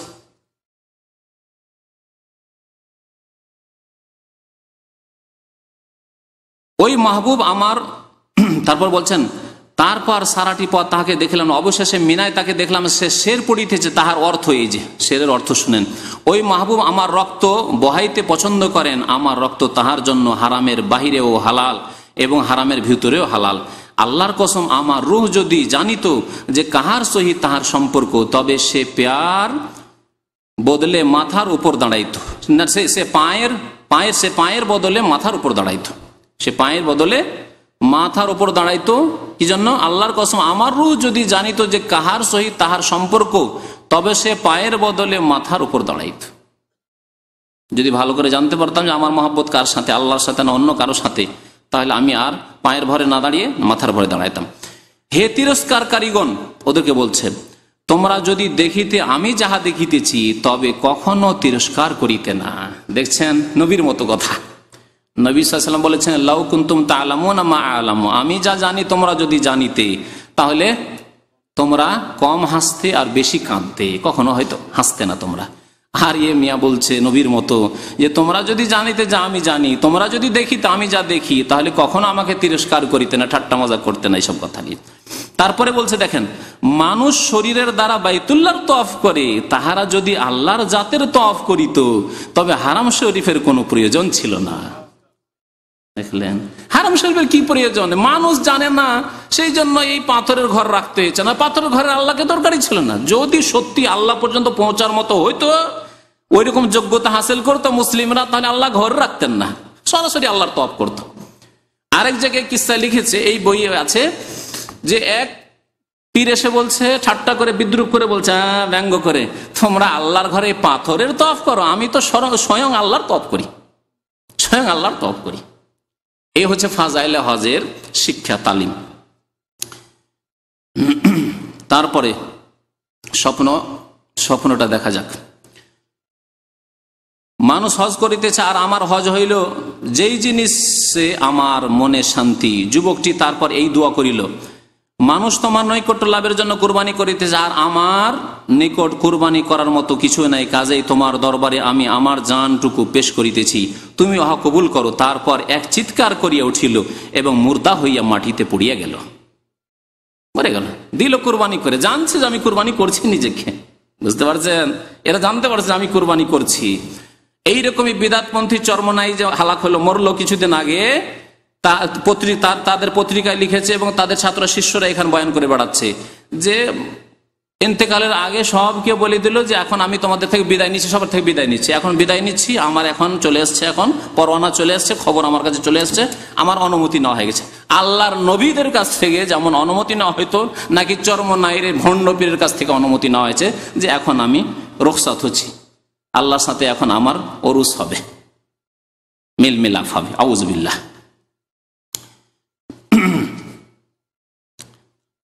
তারপরে বলছে, তারপর গায়েব হইতে একটি আওয়াজ আসছিল, মরে যাওয়ার পরে গায়েব থেকে একটি আওয়াজ আসলো, ইনি আল্লাহর দোস্ত। গায়েব থেকে এদের আওয়াজ আসে, কোরআন হাদিস লাগে না? গায়েব থেকে জানতে পারে যে কে আল্লাহর দোস্ত, কে জান্নাতি, কে জাহান্নামী, সব জানতে পারে। আল্লাহর জন্য কুরবান হইয়াছে, আল্লাহর জন্য কুরবান হইয়াছে। হযরত মালিক বলেন, আমি তাহার কাফন দাফনের ব্যবস্থা করি, সারা রাত আমি চিন্তাযুক্ত ছিলাম, একটু তন্দ্রা আসিলে আমি তাহাকে স্বপ্নে দেখিয়া জিজ্ঞাসা করিলাম। এই যে স্বপ্নের ধর্ম, এখন শোনেন, স্বপ্নের ধর্ম শোনেন। এ তন্দ্রাতেই সে স্বপ্ন দেখতে লেগেছে,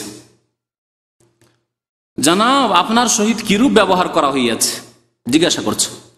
সে বলিল, তাহারা কাফেরদের তরবারিতে শহীদ হইয়াছেন, আর আমি মাওলার প্রেমের তলোয়ারে শহীদ হইয়াছি। আল্লাহ নবীর সাহাবারা শহীদ হয়েছেন, 70 জন শহীদ হয়েছেন ওহদের মাঠে কাফেরের তলোয়ারে। হ্যাঁ, সাইয়্যিদুশ শুহাদা যিনি কাফেরের তলোয়ারে শহীদ হয়েছেন, আর আমি কেমন শহীদ? হ্যাঁ, আল্লাহর প্রেমে, ইশকে শহীদ হয়েছে। ইশকে, ইশক সম্পর্কে এর আগে শুনিয়েছি আপনাদেরকে না? ইশক করে এরা, আল্লাহর সাথে বেয়াদবি করে ইশক করে এরা, রসুলের সাথে ইশক করে, হ্যাঁ, আর বিবির সাথে ইশক করে, আর প্রেমিকার সাথে ইশক করে, কিন্তু এরা মায়ের সাথে বাবার সাথে আবার ইশক করে না। কথা বুঝতে পেরেছেন? মায়ের সাথে বাবার সাথে একটু ইশক করো, হ্যাঁ, তা কেন করো না? বোনের সাথে ইশক করো, শাশুড়ির সাথে ইশক করো, তাদের সাথে কেন ইশক করো না? ইশক মানে প্রেম, এরা প্রেম করে। কথা বুঝতে পেরেছেন? এই জন্য পীরেরা মরে গেলে মৃত্যু দিবসকে তারা মৃত্যু দিবস বলে না, কি বলে জানেন? ওরস। এই যে পীরদের মাজারে ওরস লাগে, কি যেন ওরস লাগে? ওরস মানে বিবাহর দিন। বিবাহর দিন বিবাহ হলে আপনি কি ভাবছেন? কবুল হয়ে গেছে, এখন টেনে নিয়ে এসে ঘরে উঠাইতে পারবো? পারবেন না, পারবেন না। বিবাহ কবুল করে নিয়েছে, যদি বলে আইসো, আসতে হবে তাকে, তার আগে কি টেনে উঠাইতে পারবেন ঘরে বাসরে? পারবেন না। তো এদের ধারণা ওরস মানে বিবাহ শাদী, আরবি ভাষায় ওরস মানে বিবাহ শাদী। এদের বেয়াদবি আল্লাহ সম্পর্কে, কুফরির বেয়াদবি, যে তাদের মৃত্যু হলে মৃত্যু হয় না, আল্লাহর সাথে গিয়ে এত প্রেম করেছিল, এতদিন দেখা সাক্ষাৎ হয়নি, প্রেম করার পরে তাদের আল্লাহর সাথে মিল মিলাপ এখন হবে, বাসর হবে। আউযুবিল্লাহ। এই জন্য এই দিনের নাম, মৃত্যু দিবসের নাম কবর পূজারীদের কাছে, বিদাতপন্থীদের কাছে, সুফিদের কাছে হচ্ছে ওরস। আর ওরস লাগে বাংলাদেশে, ভারতে এই ওরস। তো আল্লাহ পাক রব্বুল আলামিন দেখলেন এদেরকে স্বপ্নের ধর্মে জানিয়ে দিলেন যে কি হয়েছে না হয়েছে, কার কি হলো না হলো জেনে ফেললেন যে প্রেমের তলোয়ারে, আল্লাহর মাওলার প্রেমের তলোয়ারে শহীদ হয়েছি। ঘটনার অর্থ এই নয় যে সর্ববিষয়ে শহীদানের মর্যাদা পাইয়াছে, কারণ ভিন্নভাবে তাহাদের সাহাবী হওয়ার গৌরবও ছিল। আল্লাহ রসুলের যারা সাহাবায়ে কেরাম শহীদ হয়েছেন তারা শহীদও ছিলেন আর সাহাবিও ছিলেন, আর এই ব্যক্তি সাহাবী শুধু হতে পারেননি, বাকি শহীদ হয়েছেন। দেখলেন স্বপ্নের মাধ্যমে জেনে নিলেন যে শহীদ হয়েছেন।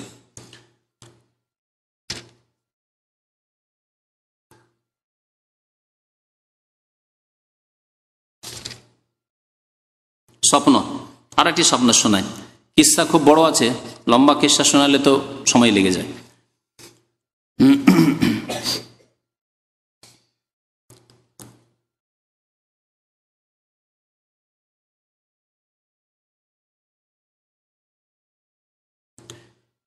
একজন লোক আল্লাহর ওলি, মানে বিদাতি ওলি, সে সেজদায় পড়িয়া গেল। আমি তাহার নিকট গিয়া তাহাকে ডাকিলাম, দেখিলাম কোনো সাড়া শব্দ নেই, অর্থাৎ মরিয়ে গিয়েছে।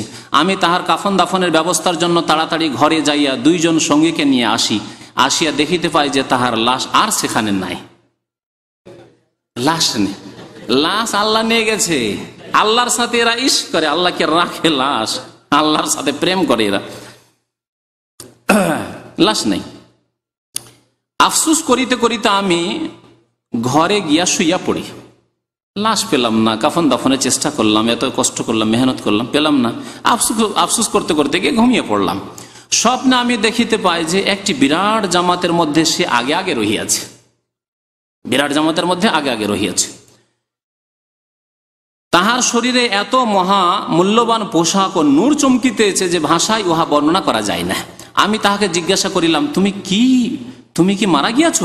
সে বলিল, জি হ্যাঁ। আমি বলিলাম, আফসোস, আমি তোমার কাফনের ব্যবস্থা করিতে পারিলাম না। ছেলে বলিল, সেই ছেলে আল্লাহর ওলি। এবার ছেলে বলিল, যেই মাহবুব আমাকে শহর হইতে বাহির করিয়া আপন জন হইতে পৃথক করিয়া আপন মহাব্বতের সারাপ পান করাইয়াছেন, অপরের সপর্দ না করিয়া তিনি আমার কাফন দিয়াছেন। বুঝতে পারেনি, লম্বা সেন্টেন্স হয়ে গেছে তো। মানে কাফন আপনি কেন করবেন? আল্লাহ আমাকে বাড়ি থেকে বের করে নিয়ে এসছেন, আল্লাহ আমাকে আমার জন্মভূমি মাতৃভূমি থেকে বের করে নিয়ে এসছেন, আল্লাহ আমাকে আমার পরিবার সব থেকে বের করে নিয়ে এসছেন। সে আল্লাহকে আর কারো সুপুর্দ আমাকে করেন? নিজেই তিনি কাফন দাফন আমার করেছেন, আল্লাহ নিজেই কাফন দাফন করেছেন। আমি বললাম, তোমার সহিত কিরূপ ব্যবহার করা হইয়াছে? ছেলে বলিল, আমাকে আল্লাহ পাক সম্মুখে দাঁড় করাইয়া জিজ্ঞাসা করেন, তুমি আমার নিকট কি চাও? আমি বললাম, হে মাওলা, আমি শুধুমাত্র আপনাকেই চাহিতেছি। বিদআতপন্থীরা, সুফিরা জান্নাতও চাই না আর জাহান্নাম থেকেও বাঁচতে চাই না। তাদের কথাই, আল্লাহ জান্নাত চাই না, জান্নাতের কামনা করি না, আর জাহান্নামকে ভয় করি না, তোমাকে চাই।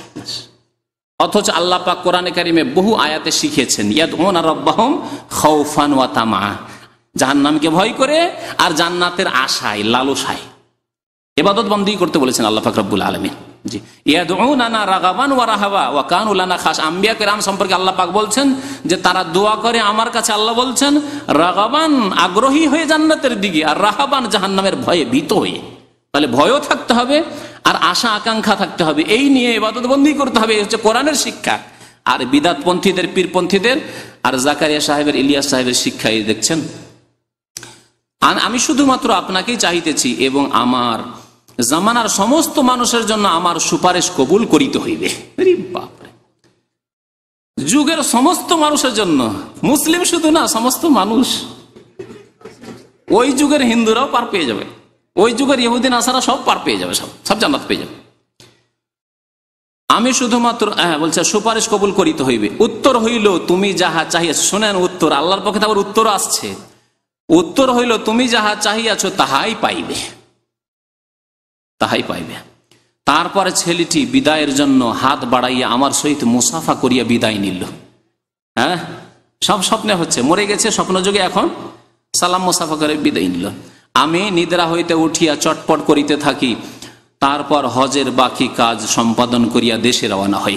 কাফেরার লোকজন বলা বলি করিতে লাগিল, তোমার হাতের সুগন্ধিতে সমস্ত মানুষ হয়রান হইয়া যাইতেছে। এক মজার কথা, ও তো গেল, কাফন দাফন তা আল্লাহ করেছেন এই যুবকের, তারপরে এই যে হাতে স্বপ্নে যুগে মুসাফা করেছে, স্বপ্ন থেকে সুগন্ধি চলে আসছে। হ্যাঁ, স্বপ্ন থেকে আল্লাহর ওলির হাত যদি স্বপ্নে দেখে এত সুগন্ধি আসে, তাহলে জিন্দা পীরের হাতে যদি মুসাফা করতে পারেন, বয়াত করতে পারেন, তো কতই না সুগন্ধি আসে। তাহলে ভারত বাংলাদেশের মানুষ, পাকিস্তানের মানুষ কেন পীরের পূজা করবে না আর পীরের বয়াত করবে না?